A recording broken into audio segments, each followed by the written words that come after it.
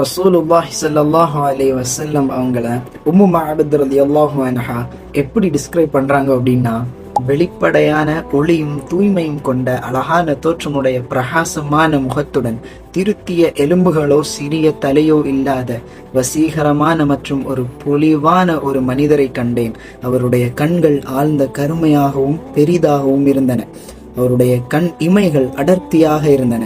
அவருடைய குரல் இனிமையாகவும் மென்மையாகவும் இருந்தது. அவருடைய கண்களின் வெண்மை பிரகாசமாக இருந்தது. கருவிழிகள் மிகவும் கருமையாக இருந்தன.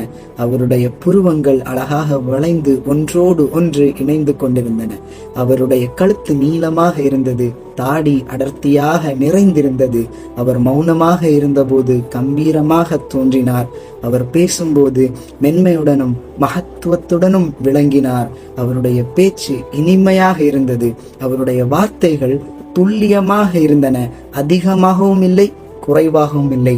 படிப்படியாக கீழே விழும் முத்து மாலை போல இருந்தது அது. சுப்ஹானல்லாஹ். ரசூலுல்லாஹி ஸல்லல்லாஹு அலைஹி வஸல்லம் அவர்களை சொர்க்கத்துல காணக்கூடிய பாக்கியத்தையும் அவர்களோடு சொர்க்கத்துல வசிக்கக்கூடிய பாக்கியத்தையும் அல்லாஹ் சுப்ஹானஹு வ தஆலா நம்ம எல்லோருக்கும் தந்தருள் புரிவானாக. உங்க ஃப்ரெண்ட்ஸ் அண்ட் ஃபேமிலிக்கு இந்த ஒரு விஷயத்தை ஷேர் பண்ணி விடுங்க. இன்ஷா அல்லாஹ் இந்த ஒரு ஃபுல் ஹிஸ்டரியை பத்தி நான் யூடியூப்ல அப்லோட் பண்றேன். பாரக்கல்லாஹு ஃபீக்.